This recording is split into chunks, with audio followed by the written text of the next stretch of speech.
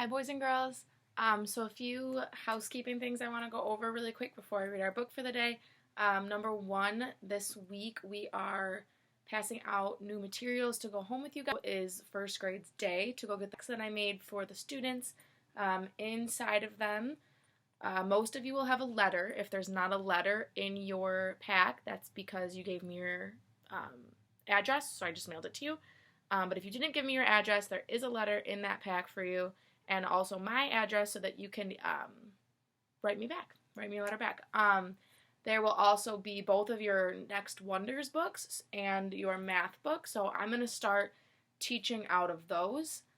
Instead of sending you guys packets every so often, I'm just going to teach directly from the curriculum and post the videos on here. So I will start doing those on Wednesday. So I'll give you guys a day to get your packs, get organized, get set up, and then I'm going to start doing videos on Wednesday for that. And then some of you have your phonics books in there. If your phonics book isn't in there, that means you either didn't have one for whatever reason or you finished it. And so if you don't have a phonics book in your pack, don't worry about it. It's just extra practice for those who do. And then there's a couple little goodies in there for you guys. So please go to the school tomorrow. Tuesday is first grade's day. So please go to the school tomorrow. Pick up those packs. There's also in there the work packet that I emailed to some of you a few weeks ago. If you did it already, feel free to just throw that away. Some of you didn't get it through email or were having some issues accessing it through email. So if that is the case, now you have a hard copy when you go pick up your pack tomorrow. So like I said, if you did that already, don't even worry about it. You can just throw it away. It's not like you have to do it again or anything like that.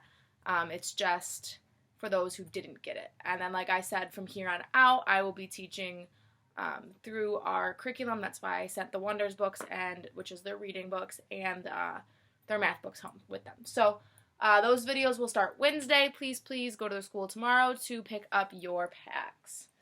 So today, I'm actually reading a new book. I've never read this book before, but I've heard good things about it. It is called Velma, Gratch, and the Way Cool Butterfly. Let's check it out. Velma Gratch was the youngest of the three Gratch sisters. Frida, the oldest, had gone through the first grade. Oops, sorry, something popped up on my screen. Frida, the oldest, had gone through first grade first, followed by Fiona, and now it was Velma's turn. Oh, so she's in first grade, just like you guys. The chorus teacher remembered Frida because she had a voice like an angel. The gym teacher remembered Fiona best because she ran like the devil. And the first grade teacher, Mr. Plexipus, finally remembered both sisters because of Frida's miraculous math and Fiona's spectacular spelling. Everyone from the class, guinea pig to the principal, had magnificent memories of the older Gratch sisters, but they could hardly even recall Velma's name.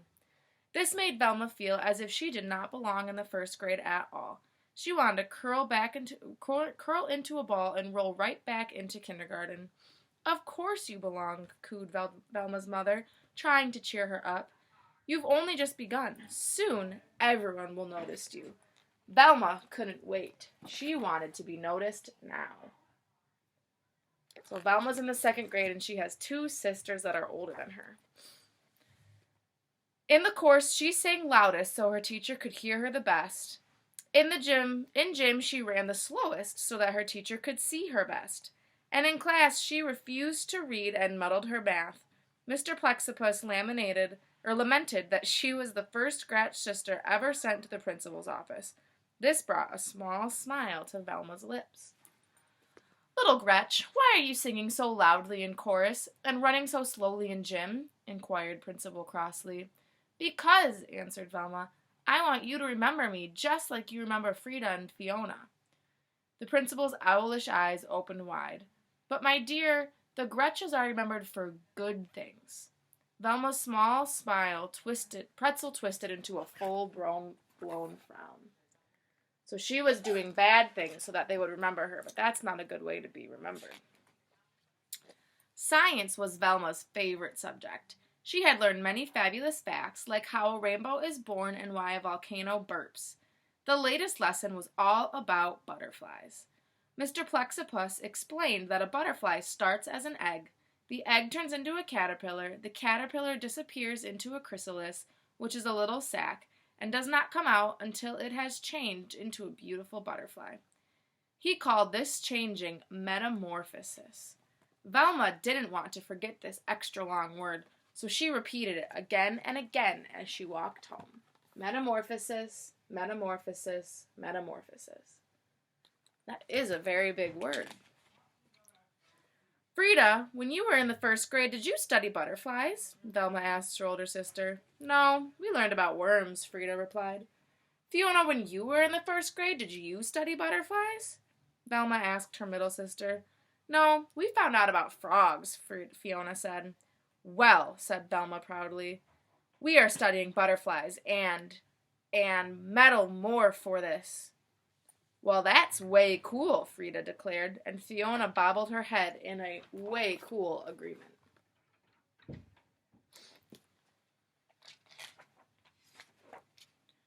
Velma read everything in the library about butterflies. She discovered that there are 20,000 different kinds, which was a lot.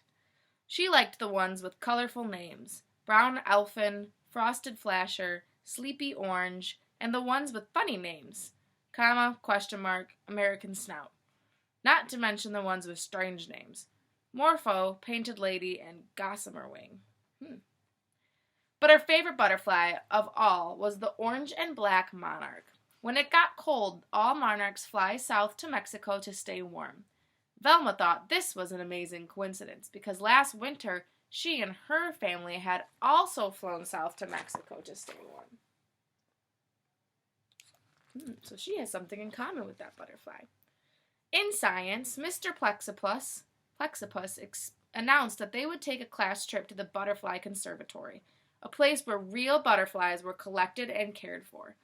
Because Velma didn't want to forget this extra long word, she repeated it again and again as she walked home. Conservatory, conservatory, conservatory. Frida, did you take a class trip in first grade? Velma asked her oldest sister. Absolutely, we went to the museum, she replied. Fiona, did you take a class trip in the first grade? Velma asked her middle sister. Absolutely, we went to the aquarium, Fiona stated. Well, said Velma proudly, we're going to the can serve the story. That's way cool, Frida declared, and Fiona bobbled her head in agreement. Way cool.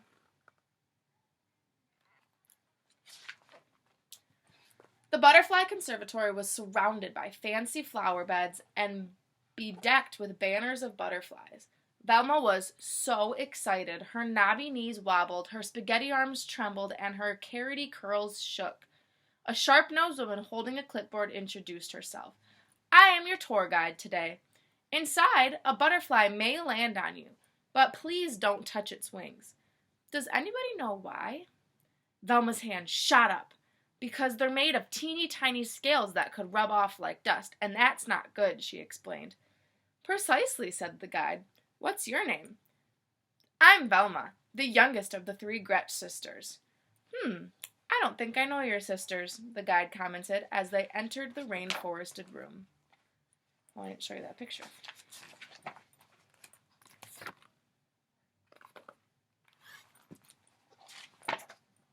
It was a magical place, slathered in tall trees and tangled vines. Water gurgled over the rocks, and butterflies of every variety, giant swallowtails, short-tailed skippers, pygmy blues, and best of all, monarchs, flew up to forever. The guide explained that when it got colder in a couple of weeks, she would take the monarchs into the park and let them go free so that they could fly to Mexico. This traveling was called migration. Because Velma didn't want to forget this extra long word, she repeated it again and again as she walked through the rainforest. Migration, migration, migration. So Velma's learned 3 big words so far. She learned metamorphosis, which is the process of a caterpillar turning into a butterfly. Conservatory, which is where all the butterflies are kept that they're on their field trip. And migration, which is what the butterflies do when they go south for the winter. A gorgeous green comma rested on Aunt Randy's head. The class oohed. A baby brown elfin settled on Sandy's nose. The class awed. A big blue morpho alighted on Andy's shoulder. The class gasped. But not one single butterfly had landed on any part of Velma. "Time to leave," instructed Mr. Plexipus as they neared the exit. A tear formed in a distant corner of Velma's eye. All she wanted was one singly touch of a butterfly. On a nearby branch sat a most lovely monarch. How she yearned to pet her velvety wings. She moved slowly. The class was leaving. One more inch. It was so pretty. She froze. If she touched its wings, Velma couldn't do it. She couldn't hurt the butterfly. "Come on now, Velma. We have to go." Sadly, she turned away, and at that very moment, the most marvelous thing happened. I wonder what's going to happen. The monarch hopped from its branch and roosted right on Velma's finger. Delicate wings slowly folding, antenna twitching, weightless and wondrous, the insect sat. Velma was in heaven. "The bus is waiting," her teacher called. Velma placed her finger next to the branch. "Bye-bye, butterfly," she whispered, but the monarch did not move. "We're closing," said the guide. Velma lightly blew on the butterfly, but it didn't budge. Without ever touching the butterfly's wings, everyone tried to get the monarch to fly, crawl, or walk off Velma's finger, but nothing worked. At last, Velma had to leave with the butterfly still perched on her pointer, and it stayed there the whole bus ride home. How cool. It stayed there when she slept, and it was still there when she woke. It stayed during gym, math, reading, ballet, soccer, day in, day out. It stayed put on that pointer. Soon, everyone from the class guinea pig to the principal knew about Velma and her butterfly. Which, if you remember, that's what she wanted at the beginning. Mr. Plaxipus lamented that Velma was positively the first Gratch ever sent to the principal's office twice. This stuck an oversized frown on Velma's face. "Velma," Principal crossly commanded, "it's time for the butterfly to go." "I've tried to get it to go," Velma moaned, "but it just won't." "Well, no one will ever forget this," the principal fumed. Velma's frown pretzel twisted into a small smile. "Hey, I know what to do," she proclaimed. My grayson." Velma paraded Principal Crossley, Mr. Plexipus, her class, Frida, and Fiona to the park. Car horns honked, people yelled, but despite all the commotion, that monarch did not move. A cool wind from the west blew through the field. In the middle stood the tour guide from the conservatory, carefully opening an enormous sack. A single monarch butterfly stepped out, looked around, and flitted away. It was trailed by 10, then 10 more, soaring up and up until the sky overflowed with a thick cloud of orange and black. "What's happening?" wondered Frida. "Why are you letting them go?" demanded Fiona. "Migration," answered the guide. "My grayson," repeated Velma. The wind tousled Velma's hair and tickled her butterfly wings. The monarch jumped onto her nose as if to give her a kiss, then took flight to join its friends. Over the treetops it flew, over the skyscrapers, up into the wild blue, orange, and black yonder on its way to Mexico. "Velma!" shouted Principal crossly, and every eye turned toward her. "Oh no," fretted Velma, sure that she was about to be the only Gratch ever sent to the principal's office 3 times. "That was way cool," the principal said. And one and all bobbed their heads in a way cool agreement. Then, with her fine finger where the monarch had sat still a tingle, Velma followed her two sisters, loaded home.